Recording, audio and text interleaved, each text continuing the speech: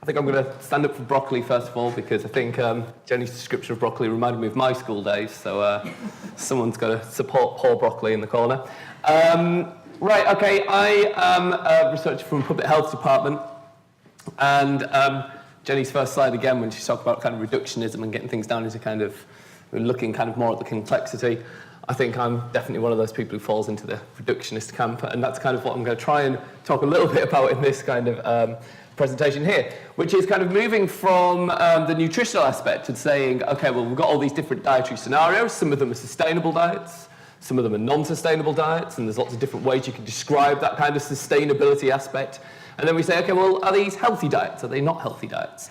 And the problem with the diet is it's got a whole lot of different kind of aspects when you're looking at the nutritional healthiness of diets, okay? So you can say, well, that's a high salt diet, that's a low salt diet. That's a high sugar diet, that's a low sugar diet. And the question is, what happens if you come up with a sustainable diet scenario and you say, well, that's great, because it's got more fruit and vegetables in it, but it's also more higher salt, and it's also perhaps more high saturated fat. Where do you balance these things out? How do you make the decision and say, well, this is the healthy diet scenario, this is actually good, or this is bad for health? And this is largely where kind of the work that I've been doing for the last 4 or 5 years has kind of been focusing around, which is trying to get these different aspects of diet narrowed down into just one single kind of definition, and one single outcome, I should say. And the way we do that is do modelling, which takes you from nutritional status of a diet out into health outcomes. Okay, so you say, well, if you combine all of these different dietary variables and stick them all into one plane, what's the overall outcome in terms of population level health, okay? Reduction in incidence of disease or reduction in mortality of disease, because then you can kind of weigh these things out and say, we might have an increase of salt here, but it's outweighed by the increase in fruit and vegetables, and so on. And I'm just going to show you some of the results here, focusing on just low greenhouse gas emission diets. Again, very narrow kind of focus in terms of environmental sustainability, but just look at this one particular thing saying, if you get a low greenhouse gas diet scenario, would it be good for our health if we all ate it? Right, okay, so first of all, what is a low greenhouse gas diet scenario? There's loads of different scenarios that could reduce greenhouse gas emissions. As Jenny said, one way to reduce greenhouse gas emissions is just feed everyone on sugar, basically, because it's very low greenhouse gas emissions related to the production of sugar. Might not have very good health outcomes. But these are 3 greenhouse gas emission scenarios that were modelled by a team in where are these based? Cranfield, there you go, forgot the word.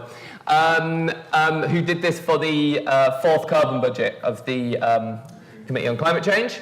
And basically what they did is they came up with 3 basic scenarios, one looking at 50% reduction in total livestock and replacing that with cereals and fruit and vegetables. One with swapping from red meat to white meat, and then one final one where they look at 50% reduction in white meat and kind of all kind of replaced essentially with cereals and fruit and vegetables. And they looked what would be the impact on greenhouse gas emissions related to the food sector in the UK. And they get these results. So you get about a 20% reduction in greenhouse gas emissions related to the food sector in the first scenario when you've got a 50% reduction in livestock. So what we were interested in is, well, okay, well, what happens to health outcomes if you actually achieve these scenarios? Are these going to be kind of good for health as well?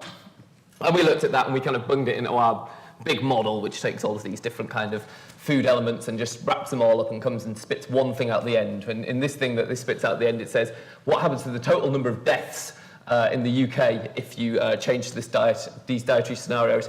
And these are the results. So basically what you find is you're saving about 40,000 lives, just short of 40,000 lives in the first scenario of reducing total meat consumption by 50%, most of those from cardiovascular disease, some of them from cancer. Scenario 2 does a little bit about mortality, but not a great deal.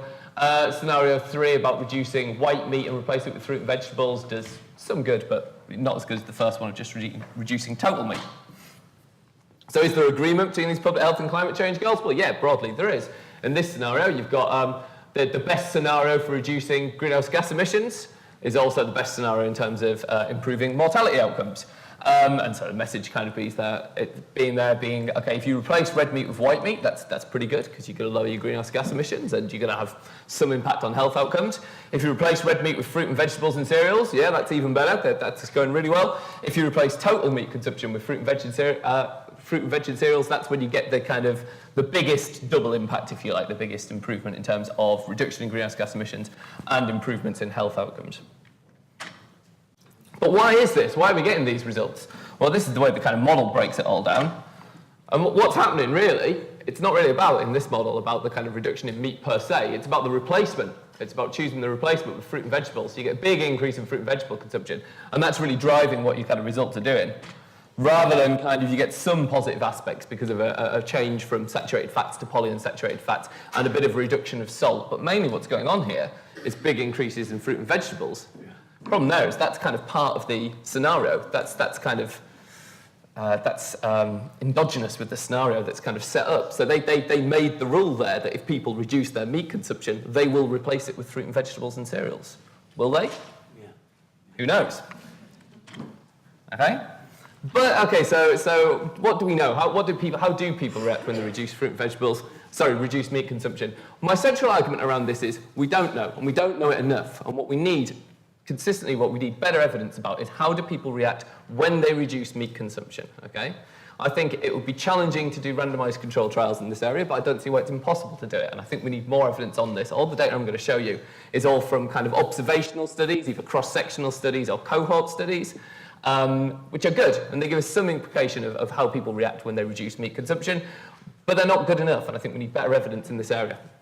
So this is first data, and it's from a cross-sectional study. This is from the National Diet and Nutrition Survey. Fortunately, it's quite old. I haven't updated this yet. This is from the 2001, so I haven't updated it with the most recent data. But it's essentially saying, is it realistic that people who eat less meat, do they eat much more fruit and vegetables? And they do, basically. This is in terms of calories per day from fruit and vegetable consumption, comparing high meat consumers with low meat consumers. If you include the vegetarians, then the fruit and vegetable consumption is about twice as high in the low meat consumers as compared to the high meat consumers. If you just remove the vegetarians, so all of these people are people who do eat some meat, and you just compare the people who eat not very much meat with the people who eat a lot of meat, then you still get a really, really big difference in fruit and vegetable consumption. So it looks like people are replacing meat with fruit and vegetable consumption.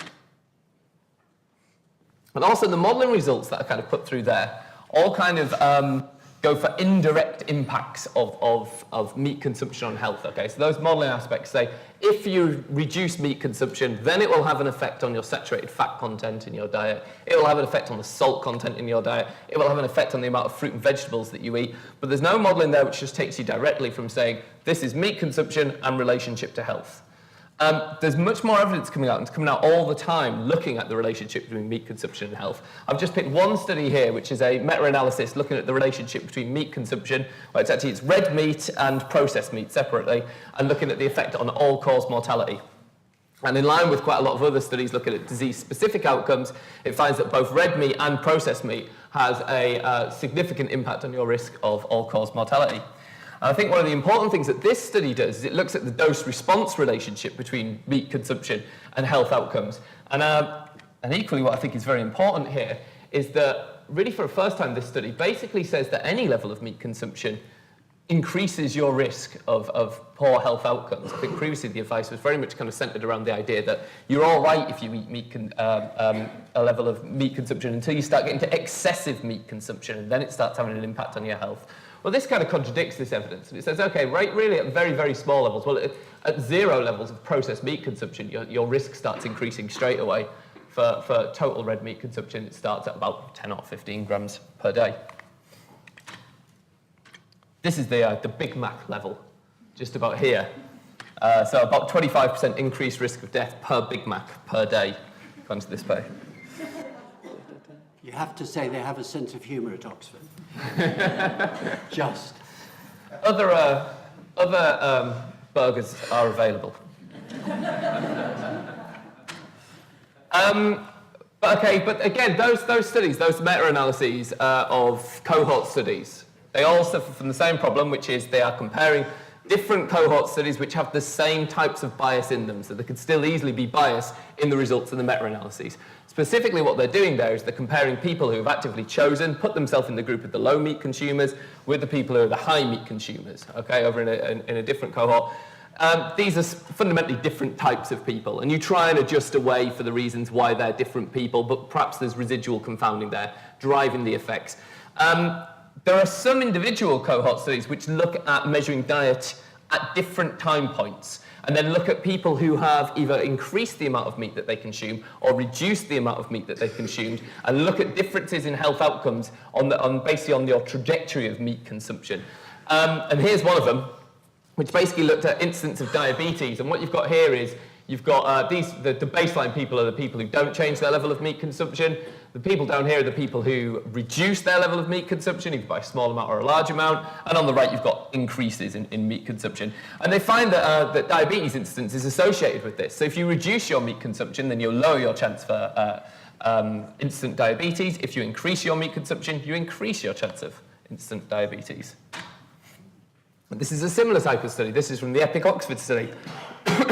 Now, EPIC Oxford, they massively oversampled vegans and vegetarians. What they were particularly interested in this particular cohort study was the health impacts of vegetarian and vegan diets. So they had to collect loads and loads of data on vegetarian and vegans in the first place. And they did. They managed to get about 20,000 vegetarians and vegans to be in the study and compared them with meat eaters along the way. And they categorized people in this study into 4 different groups: meat eaters, fish eaters, vegetarians, and vegans. And essentially, you can then have a kind of pathway. And if they measure people along different points in their pathway, what you can say is, okay, if you're on the eat less meat trajectory, then you've moved somewhere along the way from being a meat eater to a fish eater to a vegetarian or vegan. And if you're going in the different direction, then you're eating more meat. You're going up that kind of trajectory. And what they find is, if they look at how much weight gain has happened over 5 years by grouping people into either eating less meat or eating more meat, because this is going over time, everyone's putting weight on over time, because everyone's kind of getting older and putting weight on, but they find that the eat less meat group put on less weight than the eat more meat. So if you move down the trajectory, then it seems to mean that you put less weight on than if you're moving up. Again, these are only just single studies. There isn't any kind of meta-analyses of these observational cohorts which have looked at measuring meat consumption at 2 different time points. So it needs improving, but it's suggestive of a pattern. This is just some results that we had recently in climatic change, which is using the same study of comparing greenhouse gas emissions between meat eaters, fish eaters, vegetarians, and vegans. So what we did is we took that cohort study and we just applied greenhouse gas parameters to all of the foods that they ate in order just to measure what the greenhouse gas emissions is of these 4 different diets. Now, this is quite important because all the other scenario analyses that have compared low meat consumption, the greenhouse gas emissions related with low meat consumption compared to high meat consumption, have been based on scenarios and have been based on saying, is this scenario realistic? Would anyone eat it? I mean, Jenny was talking just about that in terms of the scenarios that she's building for the Live Well plate. This isn't based on any kind of scenario analysis at all. This is actual direct comparison of people's actual behavior in terms of the diets that they consume and just measuring what are the greenhouse gas emissions that are related to them. And I should have done this with a bar chart because it'd be a pretty picture, and this is all just numbers. But these are the numbers here that are important, which is basically moving from meat eaters, kilograms of CO2 is about 6 per day, down to about 3 per day for vegans. So there's about half the greenhouse gas emissions if you move to a vegan diet. And that's with no assumptions about how people would substitute their diet. This is just based on real behavior of how people actually do change their diet. And really, that's all I'm going to say, really. I mean, we're doing I thought it was worthwhile mentioning that we're currently kind of updating our modelling, and we're doing a project called SUS Diets in collaboration with a whole bunch of different countries around Europe, where essentially what we'll be doing is producing optimised greenhouse gas emissions and nutritional diets in a similar way as the way that kind of Jenny described in her previous talk. And we're going to be looking to kind of model what will be the health impact of those diets. So basically we say, if the population moved to eating those diets, what would be the health impact in the long term, looking at health outcomes over time. And I'd love to say that we've got some early results to share for you, but all we're doing is currently building the model. So results in late 2015. So I just mentioned that to say that the work is ongoing, and I'll leave it there. So thank you.